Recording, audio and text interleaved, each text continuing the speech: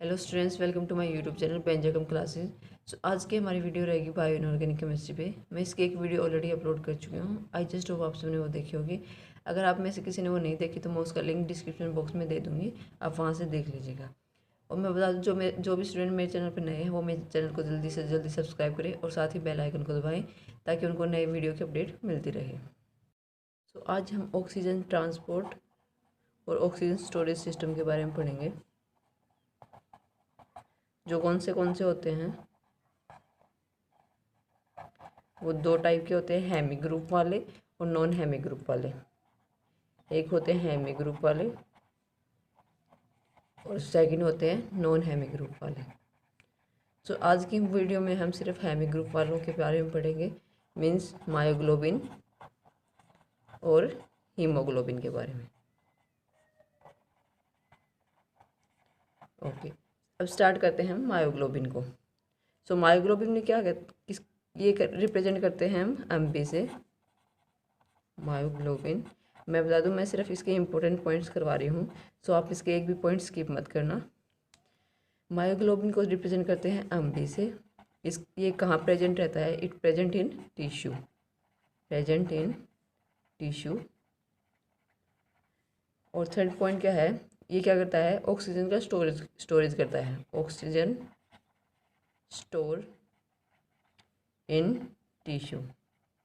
Okay, ये जो muscles tissue में ऑक्सीजन का स्टोर करता है उसका काम क्या होता है? जैसे हमारे जब भी हम ग्लूकोज को ब्रेक डाउन करना होता है, मान लीजिए क्या किया, HbO2 ने मतलब हीमोग्लोबिन ने क्या दिया, MbO2 मतलब मायोग्लोबिन को ऑक्सीजन दी। तो ये इस ऑक्सीजन को कैसे देगा? बेसिकली रिएक्शन क्या होती है, HbO2 ने लंग से आके मसल्स टिश्यू में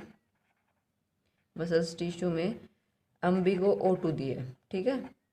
सो ये क्या बन गया? MbO2, ठीक है। अब ये अपने पास ऑक्सीजन को स्टोर करके रखेगा और तब तक रखेगा जब तक बॉडी को उसकी ज़रूरत ना होगी। तो उसकी ज़रूरत कब पड़ती है? जब हमें ग्लूकोज को ब्रेक डाउन करना हो और एनर्जी को, जो ग्लूकोज को ब्रेक डाउन करके एनर्जी प्राप्त करनी हो, ठीक है। तो मतलब +6O2। तो ये किस में ब्रेक डाउन हो? ये वाली ऑक्सीजन कौन देता है? ये देता है मायोग्लोबिन। सो ये इसमें यूज होती है ये वाली ऑक्सीजन, ठीक है। 6CO2 प्लस H2O और प्लस एनर्जी जो हमें मिलती है। सो बेसिकली जो MbO2 वाली ऑक्सीजन है वो किसके काम आती है? ग्लूकोज को ब्रेक डाउन करने के लिए। अब इसके बारे में हम पढ़ते हैं। जो इसकी दो फॉर्म है, डीऑक्सी मायोग्लोबिन और ऑक्सी मायोग्लोबिन। डीऑक्सी मायोग्लोबिन और क्या है? Oxy myoglobin. So deoxy myoglobin और ऑक्सी मायोग्लोबिन की दोनों की स्ट्रक्चर बता दूं मैं।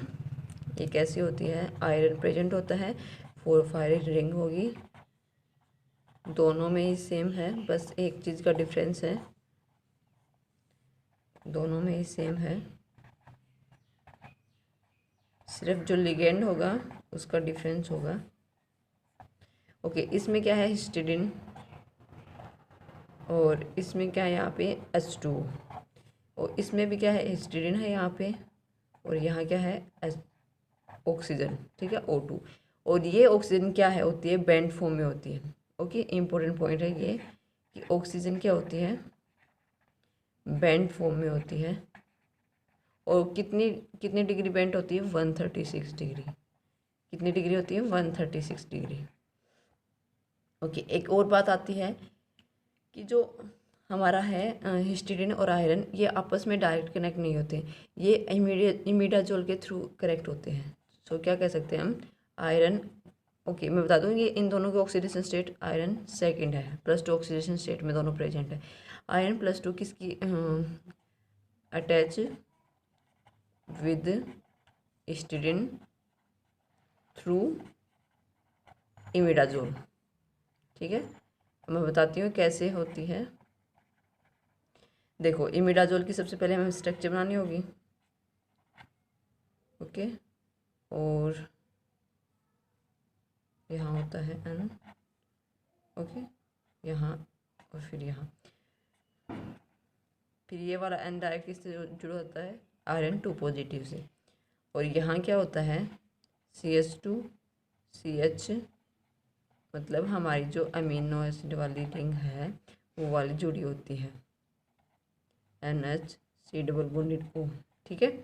सो ये इस रूप में जुड़ा होता है। ये क्या हमारा इमिडाजोल, ये क्या हमारा इमिडाजोल। ये और इसमें कितने, इस हिस्टीडीन में कितने अमीनो एसिड होते हैं, 153 अमीनो एसिड होते हैं।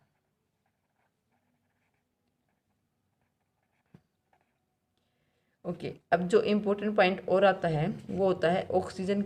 जो इसमें ऑक्सीजन जुड़ी होती है उसकी क्या यार फ्रीक्वेंसी या क्या स्ट्रेचिंग फ्रीक्वेंसी और किस फॉर्म में वो जुड़ी होती है। सो इसके 3 इम्पोर्टेंट पॉइंट हैं, इसके 3 इम्पोर्टेंट पॉइंट हैं, मैं नेक्स्ट पेज पे बता रही हूँ। फर्स्ट है O2 या तो फ्री रूप में जुड़ी हो, ठीक है, जिसकी IR फ्रीक्वेंसी होती है, जिसकी IR फ्रीक्वेंसी होती है 1500 पर सेंटीमीटर, या फिर किस में जुड़ी हो, सुपर ऑक्साइड फॉर्म में, सुपर ऑक्साइड फॉर्म में। और उसकी जो IR फ्रीक्वेंसी होती है इसका, ये कैसे होगी, O2 नेगेटिव, और इसकी कितनी होती है 1100 पर सेंटीमीटर। थर्ड होती है कि वो परऑक्साइड फॉर्म में हो, परऑक्साइड फॉर्म में हो, मीन्स वो क्या हो, O2 नेगेटिव की फॉर्म में हो। तो ये क्या होगी इसकी IR फ्रीक्वेंसी, ये वाली। सो ये इम्पोर्टेंट है, कई बार क्वेश्चन में ये पूछ ली जाती है, सो आप इनको याद रखना। अब नेक्स्ट बात आती है कि उन दोनों को हम कैसे डिफ्रेंशिएट करेंगे, डीऑक्सी फॉर्म को और ऑक्सी फॉर्म को। जो इम्पोर्टेंट पॉइंट है मैं वो सब लिखवाऊंगी आप लोगों को, डीऑक्सी मायोग्लोबिन और ऑक्सी मायोग्लोबिन। सो जैसे हमने इसकी स्ट्रक्चर तो बता ही दी थी, तो अब बात करते हैं। सबसे पहले पॉइंट आता है कि आयरन है वो है दोनों में +2 ऑक्सीडेशन स्टेट में, ठीक है। इसमें भी जो आयरन है वो किस में है, +2 ऑक्सीडेशन स्टेट में। दैट मीन्स दोनों आयरन में कितने नंबर ऑफ इलेक्ट्रॉन है, 3d6। ओके, 3d6 इसमें है। अगर दोनों में 3d6 है तो हम इनका जो इलेक्ट्रॉनिक कॉन्फ़िगरेशन है वो देखते हैं।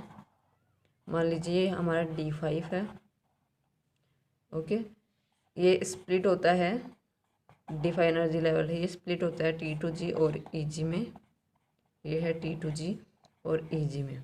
सेकंड इसका भी देखते हैं हम, ये हमारा D5 कॉन्फ़िगरेशन है और ये भी स्प्लिट होता है T2G और EG में।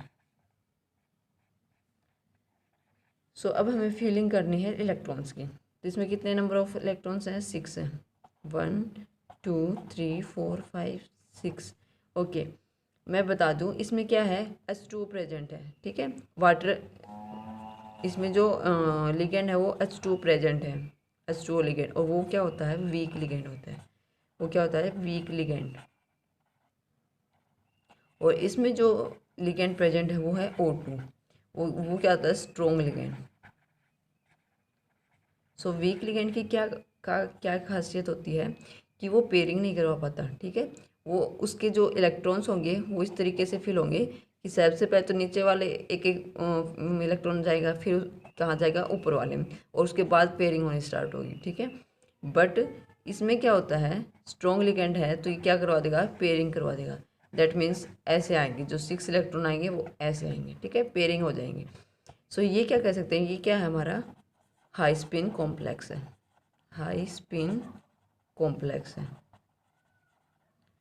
और ये क्या है, हमारा लो स्पिन कॉम्प्लेक्स। क्यों, क्योंकि ये क्या है, ये ओनली लो स्पिन में ही अपने सारे इलेक्ट्रॉन्स फिल करवा दिए इसने, लो स्पिन कॉम्प्लेक्स।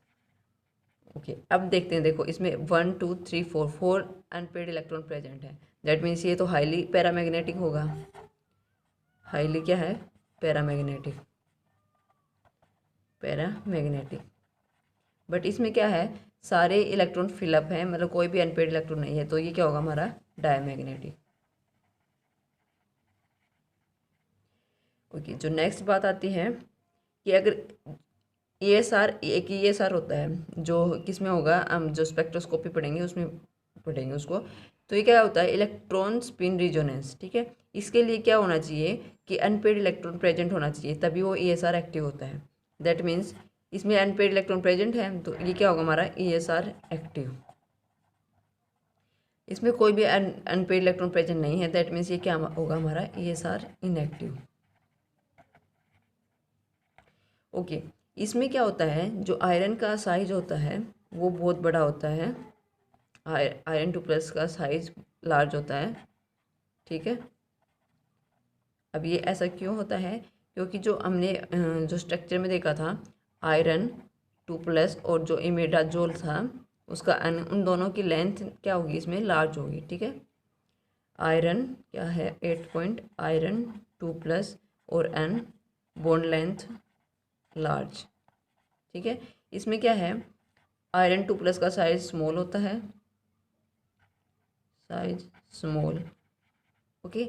सो क्या कह सकते हैं हम, आयरन 2+ और जो इमिडाजोल वाला नाइट्रोजन है उसकी बॉन्ड लेंथ क्या होगी, स्मॉल होगी, ठीक है। सो ये क्या हो जाएंगी, इजीली फिट हो जाएगा रिंग के अंदर, सो easily fit in the ring. But इसमें क्या है, देखो आयरन 2+ का साइज बड़ा है और ये इनकी बॉडी लेंथ भी ज़्यादा है, सो क्या होगा, ये इजीली फिट नहीं होगा रिंग में, तो ये क्या होगा, रिंग से आयरन थोड़ा ऊपर की तरफ उठा होगा, नॉट इजीली फिट, ठीक है। सो इतने ही इम्पोर्टेंट पॉइंट थे मायोग्लोबिन के। अब हम पढ़ते हैं हीमोग्लोबिन के बारे में। सो हीमोग्लोबिन के बारे में हम पढ़ रहे हैं, तो इसके जो इम्पोर्टेंट पॉइंट हैं वो बता दूं। सो जो हीमोग्लोबिन है वो कहाँ प्रेजेंट होता है, वो प्रेजेंट होता है रेड ब्लड सेल में, ठीक है, present in red blood cells. और इसका काम क्या है, carrier of oxygen, carrier of O2, ठीक है। अब ये कहाँ से कहाँ कैरियर करता है, और एक और बात है इसमें कि ये रेड पिगमेंट कलर्ड कंपाउंड होता है, पिगमेंट कलर्ड होता है, ठीक है। अब जो इसका होल प्रोसेस है वो बताती हूँ मैं क्या है। लंग्स के अंदर क्या होगा, लंग्स के अंदर बहुत सारी ऑक्सीजन होगी, ठीक है। उसमें क्या करेगा, ये HB हीमोग्लोबिन जाके, इसको रिप्रेजेंट करते हैं हम HB से, ठीक है। HB जाके क्या करेगा, ऑक्सीजन के साथ अटैच हो जाएगा, ठीक है। ये प्रोसेस किस में है, लंग्स में। उसके बाद कहाँ जाएगा, ये जाएगा मसल्स टिश्यू में, ठीक है। इसमें ये मसल्स टिश्यू में जाता है। फिर मसल्स टिश्यू में क्या रहता है, मायोग्लोबिन होता है। मैंने पिछले वाले टॉपिक में बताया मायोग्लोबिन कहाँ रहता है, मसल्स टिश्यू में। उसमें क्या करेगा, मसल्स टिश्यू के अंदर ये डिलीवर करेगा ऑक्सीजन टू मायोग्लोबिन, ठीक है। अब ये वाली जो ऑक्सीजन होगी ये मायोग्लोबिन कब यूज करता है, जब बॉडी को ज़रूरत होगी, मीन्स ग्लूकोज को, जब हम ग्लूकोज को ब्रेक डाउन करना हो और एनर्जी गेन करनी हो। मीन्स इसमें अब जो मायोग्लोबिन है वो किस फॉर्म में आ गया, MbO2 की फॉर्म में, ओके। अब ये MbO2 क्या करेगा, रिलीज करेगा O2 वेहन रिक्वायर्ड। सो ये होता है प्रोसेस लंग्स टू जो मसल्स टिश्यू में जाने का, कि कैसे ऑक्सीजन लेके जाता है। और ये वाली जब ऑक्सीजन होती है वो कैसे यूज होती है, ये होती है C6H12O6 + 6O2, और ये किस में होगा 6CO2 + 6H2O + एनर्जी के, ठीक है। सो ये प्रोसेस था लंग्स टू मसल्स टिश्यू। अब हम जो सेकंड प्रोसेस है कि मसल्स टिश्यू में इसका दो काम होते हैं हीमोग्लोबिन के, एक तो ऑक्सीजन का कैरियर है, कैरियर ऑफ ऑक्सीजन, और साथ ही साथ क्या करता है, CO2 को भी रिलीज करता है, रिलीज CO2। तो ये वाला प्रोसेस और बता दूं मैं कैसे करता है। सो लंग्स में हो गया हमारा काम, लंग्स में हो गया जो हीमोग्लोबिन का काम था, O2 से बाइंड होके HbO2 बना लिया इसने, ठीक है। बट अब बात करें हम मसल्स टिश्यू की। मसल्स टिश्यू में क्या होगा, मसल्स टिश्यू के अंदर क्या होती है, कार्बन डाइऑक्साइड होती है, ठीक है। ये क्या करता है, HB रिलीज करेगा, ठीक है, HB रिलीज करेगा कार्बन डाइऑक्साइड को। अब ये कैसे करता है, देखो मसल्स टिश्यू के अंदर कार्बन डाइऑक्साइड प्रेजेंट होती है, तो क्या करेगा, उसमें उसके अंदर वाटर भी प्रेजेंट होगा, तो ये क्या बनाता है, CO2 + H2 मिलकर क्या बनाते हैं, H2CO3। ये क्या होता है, वीक एसिड होता है, ठीक है, वीक एसिड होता है। दैट मीन्स ये किसमें ब्रेक डाउन हो जाता है, ये H पॉजिटिव + HCO3 नेगेटिव है, ओके। अब क्या करेगा, HB आके इस H से कनेक्ट हो जाएगा, तो क्या बनाएगा H, ये क्या बनाएगा HB, ठीक है। ओके, अब जो प्रोसेस चलेगा ये लेंग्स में चलेगा, ये यहाँ से आया, अब ये इसने ये बनाया और अब क्या करेगा, ये लेंग्स के थ्रू जाएगा, ठीक है, लेंग्स के अंदर जाएगा, ठीक है, लेंग्स में जाएगा इन सबको लेके। और इसमें क्या प्रेजेंट है HCO3, तो ये HCO3 से और जुड़ेगा, सो क्या बनाएगा, ये पूरा होल प्रोसेस में क्या बन जाएगा, हमें HB मिलेगा। ये पूरी जब रिएक्शन कंप्लीट होगी और ये बनेगा CO2। सो ये लेंग्स के अंदर ये CO2 इसने रिलीज कर दी, ठीक है, रिलीज कर देगा CO2 को। और ये जो हमें पता है लेंग्स के अंदर क्या होती है, बहुत सारी ऑक्सीजन पड़ी रहेगी, तो उस ऑक्सीजन से कनेक्ट होके फिर से HbO2 बना लेगा और फिर से यही प्रोसेस चलता रहेगा, ठीक है। सो ये काम था इसका HB का, हीमोग्लोबिन का, कि CO2 को रिलीज करना और ऑक्सीजन को कैरी करना। अब पढ़ते हैं इसके दोनों फॉर्म, डीऑक्सी फॉर्म और ऑक्सी फॉर्म। इससे पहले मैं बता दूं ये बनता किस किस से है। सो HB है हीमोग्लोबिन, वो दो चीज़ों से मिलकर बना है, क्या क्या, हीमो प्लस ग्लोबिन, मतलब इसमें हेमी ग्रुप भी है और है ग्लोबिन भी। सो हेमी ग्रुप में मतलब मैंने आपको पहले वीडियो में बताई थी, तो ये क्या होते हैं, 4 फायरिंग रिंग में अगर आयरन मेटल को जोड़ दिया जाए तो क्या बनता है हमारा, एमी बनता है। और ग्लोबिन क्या होती है, एक प्रोटीन चेन होती है, प्रोटीन चेन होती है, दैट मीन्स ये क्या कितनी प्रोटीन चेन होगी इसमें, 2 अल्फ़ा और 2 बीटा फॉर्म में होगी, ठीक है। और 2 अल्फ़ा में कितने होंगे, 141 अमीनो एसिड होंगे। आप इसके एक भी पॉइंट्स स्किप मत करना, क्योंकि सारे पॉइंट इसके इम्पोर्टेंट हैं। अमीनो एसिड, इसमें कितने अमीनो एसिड होंगे, 146 अमीनो एसिड, ठीक है। सो ये किस फॉर्म में होती है, अल्फ़ा 2 बीटा 2 टेट्रामर में, ये इस फॉर्म में होती है। अब मैं इसकी जो वो है, इसकी कॉन्फ़िगरेशन या कैसी स्ट्रक्चर वो बता दूं मैं। इसमें 4 हीमोग्लोबिन यूनिट आपस में जुड़ी होंगी with the help of salt bridge. ये चारों हीमोग्लोबिन आपस में जुड़ी होती हैं साल्ट ब्रिज की हेल्प से। यहाँ पे हिस्टिडीन, यहाँ पे भी H2O और यहाँ है हिस्टिडीन। फिर एक और यहाँ आएगी,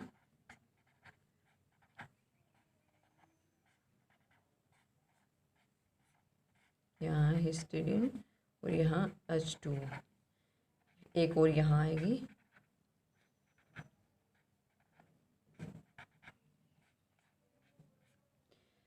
यहाँ H2O और यहाँ हिस्टिडीन। ये आपस में किससे जुड़ी होती हैं, साल्ट ब्रिज के थ्रू, ठीक है। ये आपस में साल्ट ब्रिज के थ्रू जुड़ी होती हैं।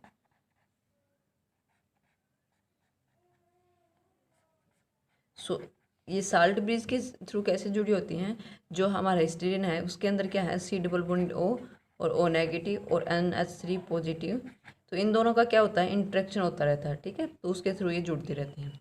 अब हम बात करते हैं डीऑक्सी HB की और ऑक्सी HB की, ठीक है। डीऑक्सी फॉर्म की, डीऑक्सी हीमोग्लोबिन फॉर्म की और ऑक्सी हीमोग्लोबिन फॉर्म की। इसके जो इंपॉर्टेंट पॉइंट हैं, जितने भी डिफरेंस है मैं सब बता देती हूँ आपको। सबसे पहले बात करते हैं इनके ऑक्सीडेशन स्टेट की। तो इसमें फर्स्ट वाले में इसकी ऑक्सीडेशन स्टेट होती है सेकंड, ठीक है, सेकंड ऑक्सीडेशन स्टेट में रहते हैं, मीन्स इसमें कितने इलेक्ट्रॉन है, 3d6। बट इसमें कितनी होती है ऑक्सी हीमोग्लोबिन में, इसकी होती है +3 ऑक्सीडेशन स्टेट, ठीक है, ये मतलब थर्ड ऑक्सीडेशन स्टेट में है। सो इसमें नंबर ऑफ इलेक्ट्रॉन कितने होंगे, 3d5। ओके, इसमें मैंने बताया था इसमें H2O प्रेजेंट है, तो इसमें ये वो क्या है, वीक लिगेंड है। बट इसमें क्या है, O2 प्रेजेंट है, वो क्या होती है, स्ट्रॉन्ग लिगेंड होती है, स्ट्रॉन्ग लिगेंड। सो ये वीक लिगेंड है, दैट मीन्स ये क्या करेगा, हाई स्पिन कॉम्प्लेक्स फॉर्म करेगा, हाई स्पिन कॉम्प्लेक्स फॉर्म करेगा। और ये स्ट्रॉन्ग लिगेंड है तो क्या करेगा, लो स्पिन कॉम्प्लेक्स फॉर्म करेगा। मैं बताती हूँ कैसे करेगा। देखो हमारे पास है D5, ठीक है, ये स्प्लिट होगा T2G और EG में, T2G और EG में। सेम केस इधर है, ये भी T2G और EG में स्प्लिट होगा। ओके, सो अब हमें फिलिंग करनी है इलेक्ट्रॉन्स की। इसमें कितने 3D6 मतलब 1 2 3 4 5 और 6, ठीक है। और इसमें कितने 5 1 2 3 4 5 T2G और EG। ओके, इसमें हाई स्पिन कॉम्प्लेक्स है, दैट मीन्स 1 2 3 4 5 6 ये वाले बनाएंगे, ठीक है। इसमें क्या है लो स्पिन कॉम्प्लेक्स है, दैट मीन्स कैसे होगा 1 2 3 4 5। सो मैं बता दूं कि अनपेड इलेक्ट्रॉन इसमें भी प्रेजेंट है और अनपेड इलेक्ट्रॉन इसमें भी प्रेजेंट है। सो इस हिसाब से ये क्या होना चाहिए, दोनों पैरामैग्नेटिक होने चाहिए, बट ऐसा नहीं है, ओनली पैरामैग्नेटिक ये वाला है, ये वाला है, ठीक है। ये क्या है डायमैग्नेटिक है, ये क्या है डायमैग्नेटिक है। मैं वो बताऊंगी ऐसा क्यों है, क्यों, क्योंकि ये करता है एंटी फेरोमैग्नेटिक कपलिंग। क्यों, ये करता है एंटी फेरोमैग्नेटिक कपलिंग। और ये क्या होती है, ये होती है, देखो दो आयरन जो हमारे किसमें F3+ में आपस में जुड़ के क्या बना देंगे, ये बॉन्ड बना लेंगे। मतलब एक और क्या आएगा, दूसरे आयरन का जो T2G है ये क्या करेगा, इसमें भी इतने ही नंबर ऑफ इलेक्ट्रॉन्स हैं तो ये आपस में बॉन्ड बना लेंगे, ठीक है, तो ये पेयर हो जाएगा। सो ये क्या कह सकते हैं, ये क्या है डायमैग्नेटिक नेचर का है। अब इसकी जो इम्पोर्टेंट बात आती है कि आयरन और आयरन के साइज की। सो आयरन 2 पॉजिटिव का साइज लार्ज है, ठीक है, लार्ज साइज है। सो क्या कह सकते हैं हम, जो आयरन है मेटल वो आउट क्या होगा, आउटसाइड द रिंग होगा। Iron 2 positive metal present outside the ring या फिर out of plane of the ring. Okay, but इसमें क्या है, इसमें क्या है आयरन 2 पॉजिटिव का साइज स्मॉल है। सो ये इजीली फिट हो जाएगा इन द रिंग, मतलब ये इन द प्लेन होगा। So easily fit in the plane of the ring, ठीक है। ओके, और क्या बात कर सकते हैं इसमें, जो आयरन 2 पॉजिटिव और नाइट्रोजन, ये इमिडाजोल वाला नाइट्रोजन है, इनकी जो बॉन्ड लेंथ होगी वो क्या होगी, स्मॉल होगी। और इसमें जो आयरन 2 पॉजिटिव है और जो इमिडाजोल वाला नाइट्रोजन, इनकी बॉन्ड लेंथ क्या होगी, लार्ज होगी। सो ये और ओके, कुछ और पॉइंट है इसके, कुछ और पॉइंट्स भी हैं डीऑक्सी के और ऑक्सी के। Haemoglobin, oxy haemoglobin. सो क्या बता रखा है कि जो डीऑक्सी हीमोग्लोबिन है वो क्या होती है, टेंस स्टेट में होती है, टेंस स्टेट में होती है, या फिर बोल सकते हैं उसको स्ट्रेंड होती है। ये ऐसा क्यों होता है, क्योंकि इसमें स्टेरिक हिंड्रेंस ज़्यादा है। जो प्रोटीन चेन है उसका स्टेरिक हिंड्रेंस ज़्यादा है। ओके, बट इसमें क्या है, ये रिलैक्स स्टेट में होती है और इसका स्टेरिक हिंड्रेंस क्या है, लो है। ओके, अब बात आती है O2 प्रेजेंट। O2 कैसे प्रेजेंट होगी, O2 इसमें कैसे प्रेजेंट होगी, सुपर ऑक्साइड फॉर्म में। ये इंपॉर्टेंट पॉइंट है, सुपर ऑक्साइड फॉर्म में प्रेजेंट होगी, सुपर ऑक्साइड फॉर्म में। और अगर वो सुपर ऑक्साइड फॉर्म में है तो उसकी IR फ्रीक्वेंसी, या कई बार लिखा जाता है स्ट्रेचिंग फ्रीक्वेंसी, तो उसमें कन्फ्यूजन ना हो। सो इसकी कितनी होती है, 1100/सेंटीमीटर। अब बात आती है कि इसकी ऑक्सीजन स्टेट कितनी थी, हमें पता है इसकी तो कितनी है, Fe2 पॉजिटिव है, मतलब +2। बट इसमें दो साइंटिस्ट थे, उन्होंने अपनी अपनी थ्योरी दी। पोलिंग के अकॉर्डिंग क्या था, वो है आयरन +2 से ऑक्सीडेशन स्टेट में, मतलब वो है डायमैग्नेटिक। बट जो वैसिस थे साइंटिस्ट, उन्होंने क्या बताया कि आयरन है वो क्या है, +3 ऑक्सीडेशन स्टेट में है, ठीक है। बट वो डायमैग्नेटिक है, किसके थ्रू, किसके थ्रू था, एंटी फेरोमैग्नेटिक कपलिंग। अब बात आती है बाइंडिंग कैपेसिटी की, O2 की बाइंडिंग कैपेसिटी की। तो O2 की बाइंडिंग कैपेसिटी,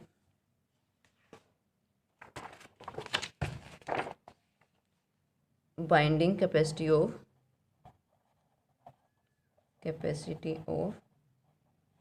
O2। सो ये कैसी होती है, हमें पता है जो हीमोग्लोबिन है उसमें क्या होती है, वो 4 अम्बी जुड़ी होंगी तो बहुत ज़्यादा प्रोटीन चेन जुड़ी होगी तो उसके वो क्या करेगा, स्ट्रॉन्ग स्टीरिक हिंड्रेंस शो करेगा। तो क्या कह सकते हैं, फास्ट होगी किसके अंदर, बाइंडिंग कैपेसिटी अम्बी के अंदर, और स्लो होगी किसके अंदर, एचबी के अंदर। ऐसा क्यों, क्योंकि प्रोटीन चेन की वजह से क्या करेगा, स्टीरिक हिंड्रेंस शो करेगा।